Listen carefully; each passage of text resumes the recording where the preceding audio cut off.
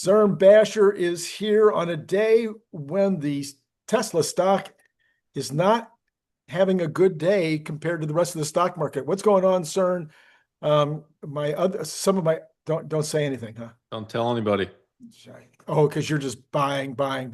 There's people out there, Randy, that still want to buy. So let's just let them stack some shares. Okay. Yeah. All right. Well, Nick and Brian Wang both agree that we've got some kind of a wedge. I don't know whether we want to talk about wedgies on my show, but it's so. Yeah, you're welcome to talk about wedgies, but maybe with another guest, you can discuss that.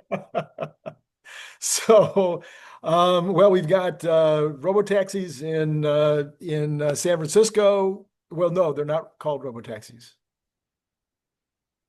Not yet. They're being called ride-hail vehicles or something Sure. because they have a driver. Semantics, rules, regulations. That's right. Yeah.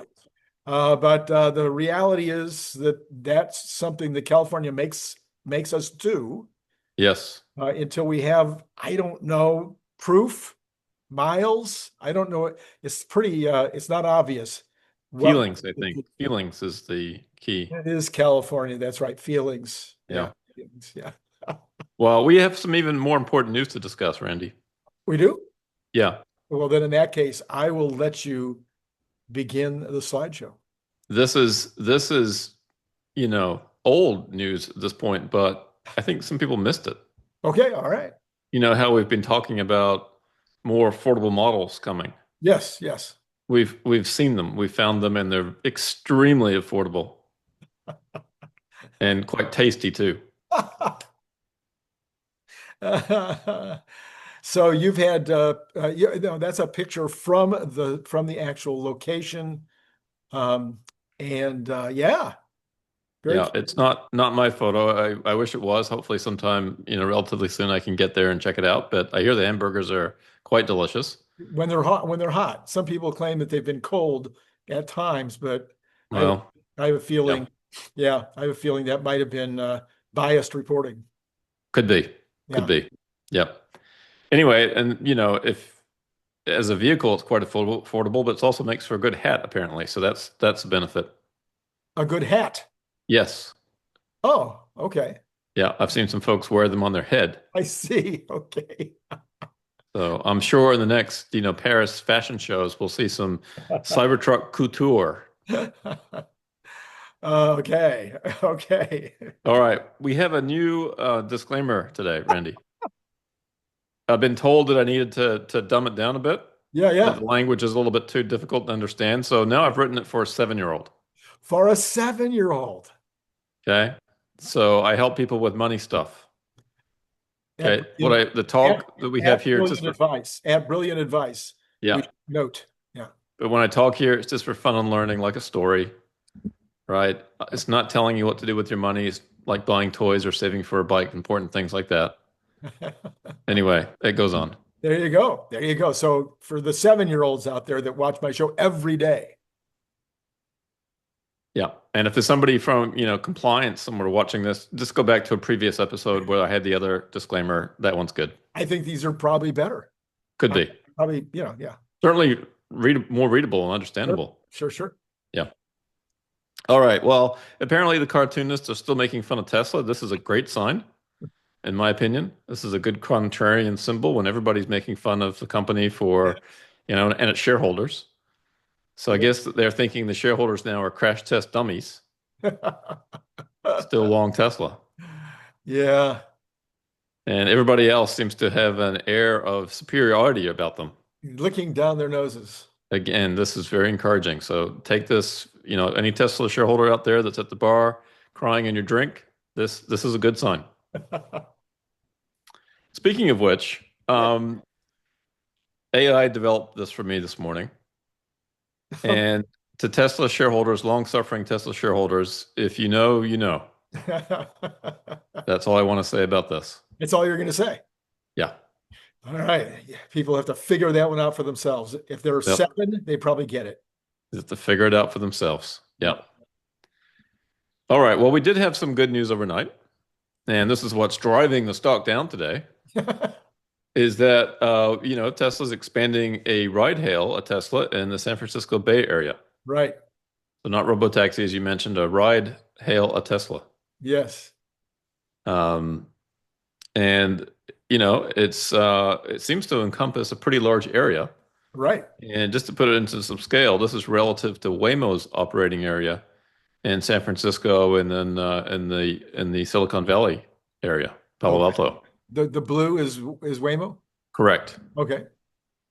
So this is a pretty large area. Of course, you've got a body of water in the middle of it, but Right. still, it's a large area with big population. Probably takes about an hour and a half to travel from top to bottom.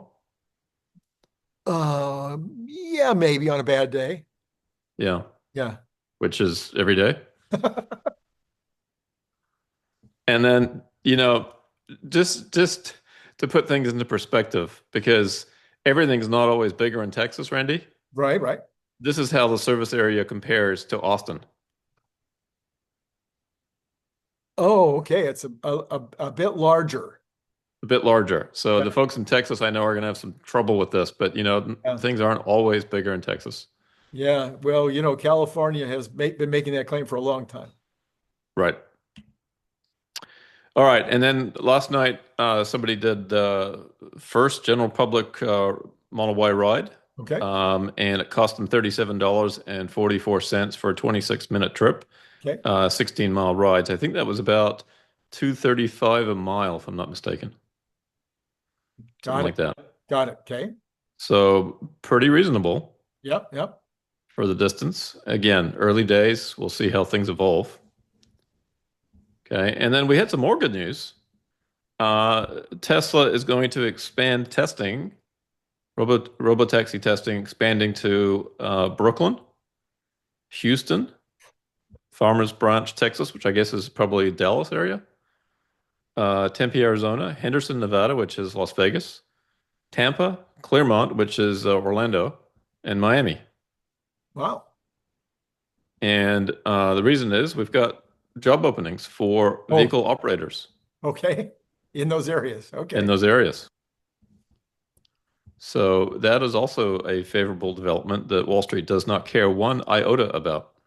Yeah, so we might be looking at these people driving around the vehicles with the LiDAR on top for a while and then switching into the seat. Maybe I don't know how that works, but so this could be a month or 6 weeks or something or Something so. like that. Again, it seems to line up with Elon's comments about being positioned in half of the US population by the end of the year. Right. And these are Interesting. certainly some places where that would be important to be. Interesting the part of that there was at least one northeastern location. Yeah, encouraging. Yes. Yeah. Um, and then, okay, so then back to Austin. So this is from, I think, yesterday, a trip, 2.1 mile route in Austin. It Maybe, was 60%. maybe before you start, we should notice for some people that might be behind the curve, the $6.90 and the $4.20 everything rides, those have gone away. And Correct. starting yesterday, the day before, there's some kind of a algorithm or something that's determining how they're charging for the rides. We've deciphered that. I'll get to the Oh, specifics here in a minute. all right. Yep. So this particular ride, 2.1 miles with Robotaxi was $3.12. And with Uber, it was close to $8, and that's before the tip. Okay. Okay, now that's using Uber X. Mm-hmm. It may be even more comparable is maybe Comfort. That's probably more like a Model Y. A lot of Uber drivers use Model Ys for that. So that was 12.58 before the tip. Yeah. So 60% cheaper at a minimum, again, before the tip. Sure. So, we'll see what how this evolves over time, particularly as they open to the public at some point, where Mm-hmm. the pricing is. And then again, before the tip, if you try to tip a robotaxi, this is the message you get. So, that's kind of fun. Yes. All right. So here's initially we received some information from a couple days ago, and it was clear that they were using a base fare of 75 cents. And it looked like a cost per mile between $1.50 and $1.60. Okay. And the average cost of these, I think 9 rides was $1.95 per mile with the base and the per mile fare included. So that'd be super close to the $2 that everybody talks about all the time. Yeah, yeah. And so here's that table a little closer, if people can read it in the previous one. Okay. Um, and so just to think about this for a second, what are the implications from a financial standpoint? So you may recognize this from my previous modeling on Robotaxi. And what I'm looking at here is the utilization of the vehicle. Mm-hmm. Right. So in the middle, 50% means 12 hours a day. Mm-hmm. 30%, I think, is like 7.2 hours a day. So let's just focus on the 30 and the 50, just as kind of bookends. Mm-hmm. So at that, I'm assuming the vehicle at 30% does about 164 miles a day. It's about 20 trips. At 50%, it's about 273 miles a day, and it's about 32, 33 trips. Okay. And with the previous numbers that we just saw, at 30% utilization, these vehicles operating 365 days a year could generate revenue up to $71,000 Okay. per vehicle per year. Yeah. At 50%, it's almost 120,000. Got it. Right. Right. Right. So pretty significant revenue. And again, this is just passenger revenue. We're not even talking about layering on other revenue opportunities at some point, like delivery and Sure. connectivity and all kinds of other stuff that they could layer on. Advertising revenue, curated experiences, all kinds of stuff we've talked about in the past. Right. By the way, just to intercede for a minute, the connectivity issue apparently is getting more conversations now. I've heard it talked about on a couple of pods where people are saying that, you know, the real issue going forward is not the training compute that's available. It is, of course, the inference compute, which is going to be many, many, many, many times the amount of compute necessary compared to training compute.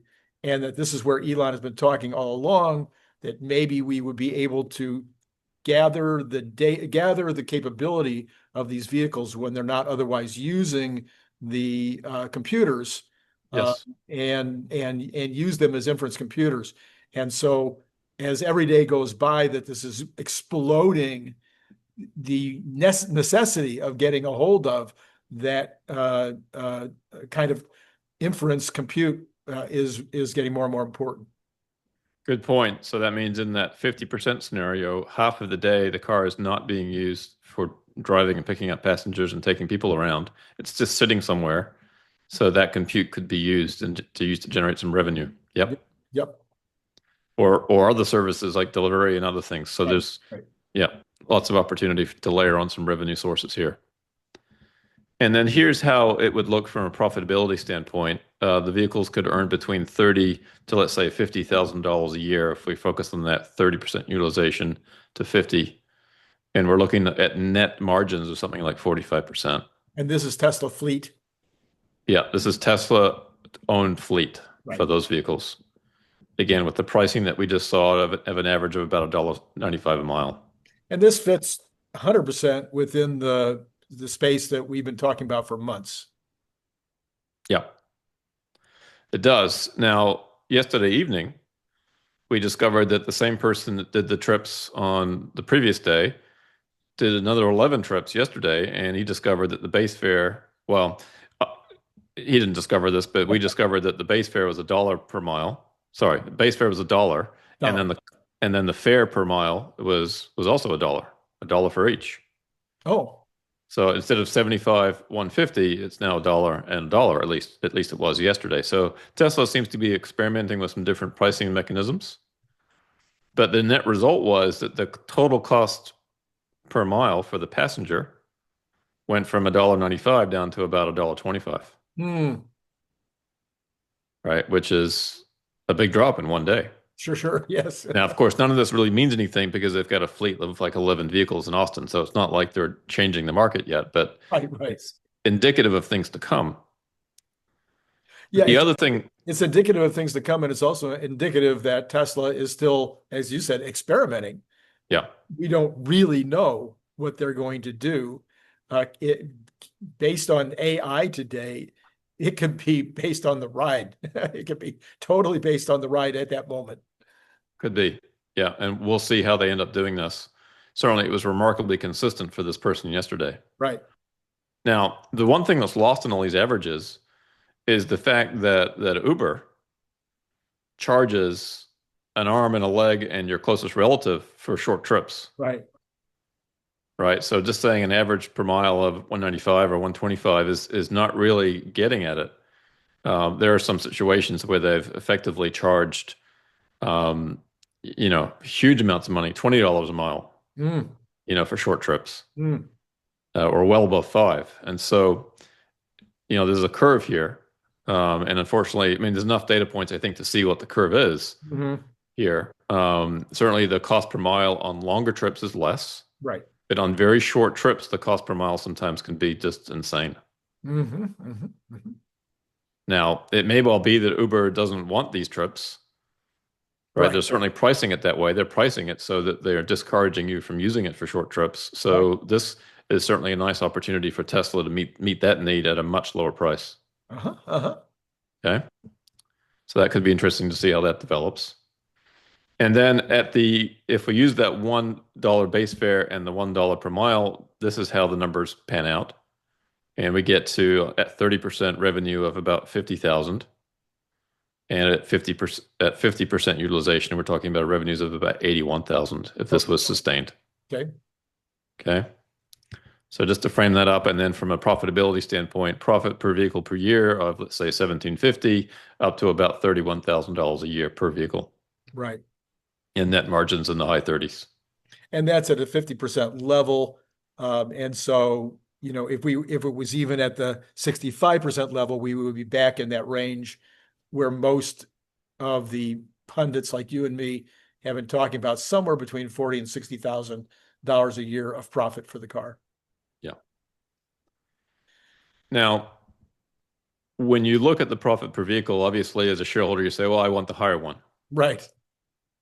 But when you think about the study that Uber did back in 2022, on the left side here, they discovered that the total addressable market would increase by 25x if you could get down to $1 price per mile. Sure.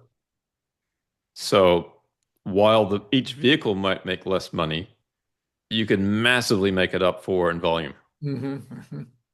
Right. And of course, the less utilization you have for each vehicle, the more you can layer on other services like you were talking about with distributed inference, Mm-hmm. delivery, and also the better the customer experience is, the more available the vehicles are. It'll be ready as soon as you ask for it rather than waiting, 5 or 10 minutes.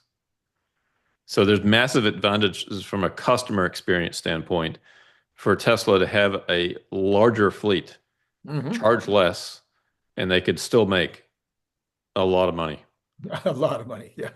right? Now, of course, what we would expect them to do, because this is going to be the most complicated part to me, more complicated than maybe even the physics. But the physics was the hard part.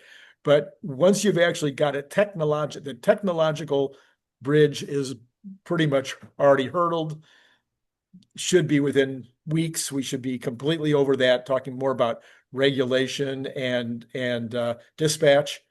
So those are going to be somewhat complicated, but then you've got the marketing. And this is going to be, to me, the most complicated is, how many cars do you put out there compared to how many people are actually demanding it? How do you get the demand up? And as you get the demand up, how do you make sure that you keep the readiness, at 6 seconds or less? I'm 6 seconds, 6 minutes or less. That's going to be an interesting game. It's interesting too, Randy. I haven't had a chance to dig into this yet, but Waymo has eaten into quite a bit of market share in San Francisco. Yeah. And I guess the question is, what amount of advertising did they need to do to get that? Right. Now, San Francisco is a pretty tech-forward place. Maybe they didn't have to spend much because people were just aware of what they were doing. Or the fact that the cars were parked, stopped in the middle of the street every now and then was advertising enough. Yeah. Right. People said, oh, yeah, I want to try that. Um, So yeah, it will be interesting to see what strategies Tesla needs to employ at some point to drive volume here. Hmm. Certainly the rideshare demand is there. They can take market share from Uber, but then of course we're talking about going well beyond that. Right. Right. Here on the right side, Uber's saying they've got less than a 1% share of the total vehicles driven by private vehicles. Right. Right. Yeah. No, digging into getting me to give up my second car, getting you to give up one car. Those will be the first efforts that beyond this 1%. Oh yeah. Yeah, and you get the cost down enough and people will start waking up and realizing that, yeah, that doesn't make any sense to have that extra vehicle that's only being used 5% of the time or whatever it is. We also start pulling from, Elon has talked about also pulling from public transport, Yep. also pulling even from private transport like airplanes. Hmm. So, I'm always making the decision if you go to Vegas, am I going to drive or fly? Same thing with San Francisco, Phoenix, which are 8-hour drives, 7-hour drives. Vegas is a 4 or 5-hour drive. Which do I do? Do I drive or do I fly? Well, all of a sudden, if you have the third choice, which is a luxury vehicle where you could, get into it, be there in the same amount of time, might cost you about the same as the airplane, but you can, play video games or sleep or whatever, and not have to drive to the airport and all that extra time that's involved Well, the in hassle of going through hassle. security and Right, then right, you could actually sleep, 4.5 of that 5-hour right, trip. right, Whereas on an airplane, if you get, an hour in, you're lucky. right. So yeah, those kinds of things will become possible. Um, in the Austin market, this is from ARK Invest. They think that about 300,000 vehicles would be optimal in Austin to serve all urban vehicle miles traveled. So if you were to place all cars in Austin, you need a fleet of about 300,000 vehicles. Interesting. And this was my point some time ago about if there's regulatory roadblocks put up with Tesla and they can't, operate robotaxi in California and other markets, then they could employ a dominate Texas strategy Right. and just flood the market and take over the market and show the world what's possible. So they could deploy a lot of vehicles in these markets and drive down the cost of transportation. And people in other states would wake up, and be screaming to their politicians and say, "How come we can't get this kind of deal in our state?" Yeah. So this creates a really fun opportunity. So you could, once they're in about 5 locations, they could really play, like you say, let's say Austin being the kind of the leading edge, they Yeah, could play with the idea of dropping the price to 50 cents a mile, sure. and just see what actually happens, because why Yep, not? that's right. Yeah. Yeah. So this is very exciting. The problem is financial advisors react this way when they see your portfolio that's 100% Tesla. Not all advisors, Randy, just some. Not all. Yeah. Yeah. And I'm sorry, I normally I would put this in the front of the slideshow, but with the X takeover this past weekend, we have a plethora of beautiful Cybertruck images to share. I bet you do. Yeah. So here's a nice one. I love the SpaceX tiles there on the front half. Joe Techmeyer here with the Doge Cybertruck. Okay. Pretty cool. I've seen a similar one with Elon's face on it. It's pretty cool Oh, too. okay. Okay. This is one with nice, colorful trees and an interesting looking sleeper thing in the back here, Yeah. by the Wow. way. Yeah. Yeah. Um, and then the Haha Yes Cybertruck, it's the hedgehog. Nice orange one with some fancy lights, off-roading. This one, which is kind of a mirrored one Oh, yeah. with the American flag, and then Mars mission. Mm. And then we've got, if you're going on a safari in Africa, what better vehicle to drive in than a vehicle that looks like the animals that you're looking for? But I would worry a little bit that the rhino thought that this was another rhino and charge you or something. So you might want to be careful about this, but still quite beautiful. Yeah. Yeah. And then we've got Wicked for Good. And then there's another one of the tree. And then of course the universe. Wow. Wow. And of course I got to finish with the gold one. Ah, yeah. I think that might bring us to, let me just double check. Yeah, this brings us to the end of the slides for this particular show. It is the end of the slides for this particular. So I do have another question for you that is unrelated to Robotaxi. So Jay Powell yesterday Yeah. said, sorry, we're not going to reduce the interest rates. And then this morning, he's kind of taken a victory lap because the inflation numbers were a little higher than expected, Sure. and then the job numbers were very good. So both of the things that he has to do went the right direction. Well, no, I guess in a way he can't take a victory lap because inflation was still going up, and it's his job to bring it down. So he doesn't really get a victory lap except based on his decision yesterday to remain a little bit restrictive. I made a lot of claims yesterday. I did a rant video where I talked about the fact that the economic press or the financial press that was at the meeting yesterday afternoon, the press conference, and the Fed's members themselves have failed to address dozens of issues that were more important than tariffs. I agree with you. But for you and I, as we go into this book on AI, I wanted to look at AI as the one that maybe is the worst, most offensive thing that nobody in the room ever mentioned. Yeah, So which is shocking, isn't it? Because it's coming fast. it's It actually coming, already is affecting workers. right. And so we Yeah. already have people being laid off because of AI. Yeah.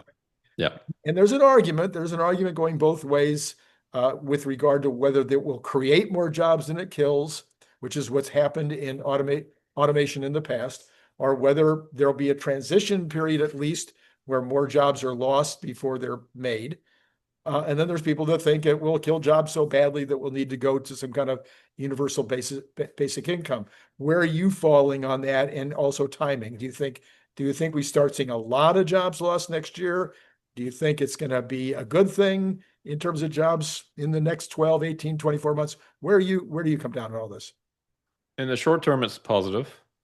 In the medium term, it's mixed. There will certainly be plenty of job creation in certain areas. But as AI becomes more reliable, productivity just goes through the roof. And so you just don't need as many certain types of jobs. Right. And I think the negative side of it is far greater than the positive. I just don't see a situation where we're going to be able to put everybody that's lost their job to AI suddenly back into work somewhere else where AI has created an opportunity. For one, those people just don't have the skills that would be needed in those new areas. Right. And of course, even if you could retrain them, it's going to take time. And by the time you retrain them, the AI is probably that much better. It can do those jobs too. Right. We are on the cusp of seeing AI become extremely powerful. And again, this is what our book is going to talk about. That time frame is near. Yeah. Okay, so on the job side, which is his number one job, I guess, so maybe it's equal jobs and inflation. He talks about it being two pressures that are both on the members to try to keep it balanced. So jobs are at least half of his job. But he says that he's very concerned about tariffs, even though he says it's price, not inflation, and said several times in the meeting, again, the base case is that these price increases will not cause inflation. So he's worried about that, and he spends all of his time talking about tariffs, but he spends zero time talking about AI, Yeah. or whether he's concerned when that's his main job is the jobs aspect of what could happen with AI, but he's not concerned about that at all, given the potential for it to be a great job stimulator or a great job killer or something in between. It would seem like they'd at least be talking about it, and that he'd be at least as concerned as he is about tariffs, which he says base case won't cause inflation. How many PhD researchers does the Federal Reserve have, and how many of them are studying AI and the effects on the job market? Well, I think there's 420. That's my recollection. And apparently none. Yeah. I don't know. Right. So this could go down as one of the biggest misses of all time, where, it's plain as day for anybody who's paying attention that AI is going to cause a problem in the job market. Yeah. So Right. that's the job side. Yeah. Then his other job is inflation. So half of his job is inflation. Now, I don't know if you agree, but I think almost all economists, even those 420 PhDs, would probably agree that inflation can only happen if you have reduced productivity or you have money printing. Is that Yes. your understanding of monetary theory today? Those are the two things I worry most about. I think the good news is that we're going to have a massive deflationary force that's going to accelerate through the economy over time, right? And we're going to start to see that. What we just talked about Tesla Robotaxi and how that's going to be deflationary for transportation costs, Mhm. right? But again, it starts slow as a little seed and then it spreads rapidly. On the money printing side, I have very little hope that we get that under control anytime soon. So where that comes out in the balance, short term, it's probably on the favor of money printing. And long term, it's for sure in the favor of the deflationary impact of technology. Okay, Although so they're gonna keep trying to print money as much as they can to try to not have deflation. okay, so now the money printing, this is where I get a little confused, but maybe you can help me out. So the government is going to print money in order because it is spending more than it is bringing in revenues. Is there any other reason why the government would print additional money except to pay for government spending too much money? Well, we're going to run into this world where if there is this massive amount of job loss, people are going to need to feed themselves. Just like we saw in COVID, you shut down the economy, people still need to eat. So what you have to do is you have to pump money into the economy to keep people alive, basically. All right, so you're pumping money into the economy by though some kind of programs, right? You can't just well, you could send out checks, but You can that call it what you want. It's the same, functionally the same thing. You're just printing money. is Yep. printing money, but it's printing money. It's government spending more Yeah. than the revenues. So your Yep. so your your deficit is going up. Okay. So right, just to counter then, we'll have our first argument ever in our long marriage now, CERN. So we have 300 billion apparently of new revenues coming in from tariffs. Even Powell acknowledged that yesterday. And we have the government cutting pretty dramatically, at least so far, the numbers that have come in so far. We actually had a surplus in June for the first time since 2017. So far what we're seeing, and that was half because of tariffs and half because of government spending less. Yeah, actually spending less. So while we don't have the next data point for a couple of weeks, there's the appearance at least of deficits being reduced. If those deficits are reduced, then we would not need to print as much money this year, let's say, as we would have last year, which would be deflationary. Is that correct, at least technically? And then you can tell me where I'm wrong about that revenues and spending. Yeah, no, I think that's the gist of it. The thing I would question is whether that June number was not impacted by, the quarterly tax payments that people make.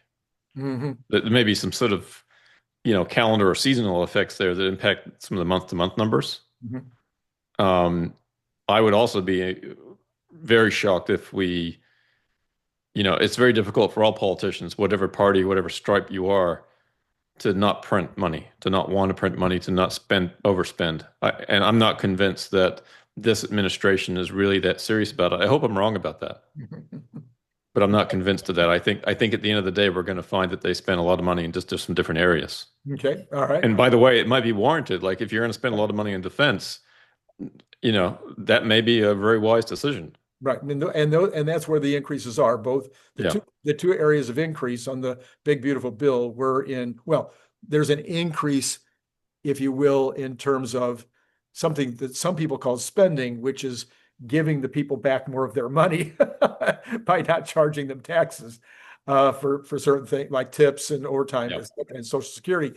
But I don't call that spending. It is a reduction in revenue potentially, unless the economy, Right. dynamically makes it better. But the only spending increases that I saw of any significance were military and border. And there was decreases in many, many other categories. So at least there's a chance that we're heading in the right direction. And with some rescission, did you hear about the pocket rescissions? Well, yeah, again, I hope I'm pleasantly surprised. My expectations are low. Okay. Okay. I just sort of view that the way that we're spending money is just structurally, broken, that there's just no way of taking what we do and making a big enough change. Mhm. Mhm. Right. And unless we could find, $2 trillion of waste. And I guess that was the great hope with Doge. Right. And unfortunately that the will there seemed to fizzle away over time. They're about 200 billion now. That was just announced yesterday. I saw And it. that's great, but we need 2 trillion. Right, right, right. So we're a factor of 10 away from where we ideally need to be. And maybe 200 billion is the number. Maybe it's 500 billion. Right. Maybe that's the number. I don't know. Maybe it's a trillion. But either way, even if it's a trillion, we're still only halfway there.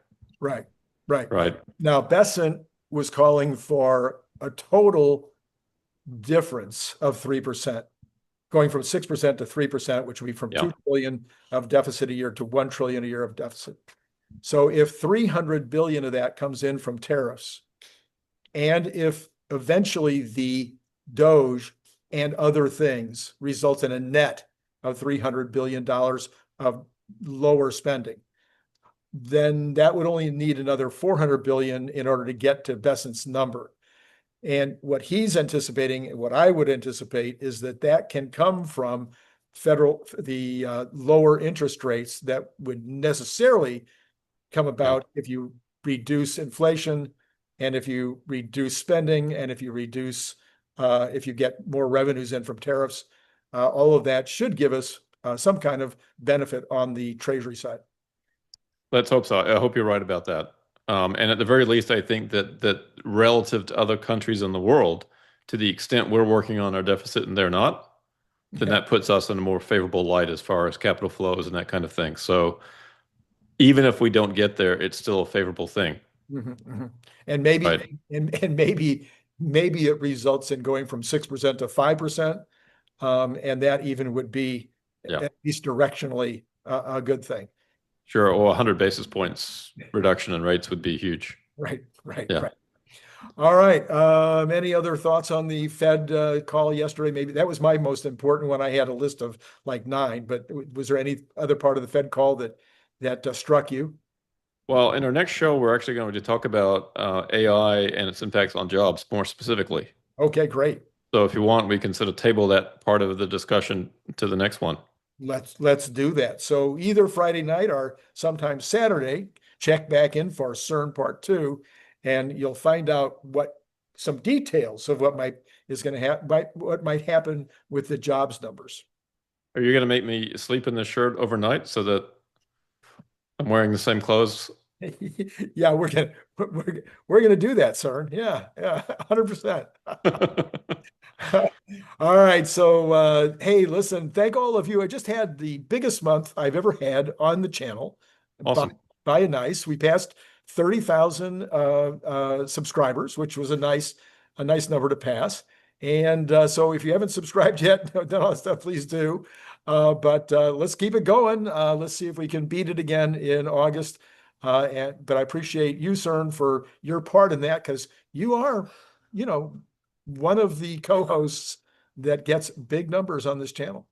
Well, I'm honored, and I'll be very interested to see once humanoid bots become prevalent, how many of them start to watch your show. That's right. That's right. Because they'll need to keep learning too. So that would be an effective way for them to keep learning. Let's make it happen. All right. Yeah. So thanks to CERN as always, and to all of you out there. It's been great talking to you. Thanks, Randy.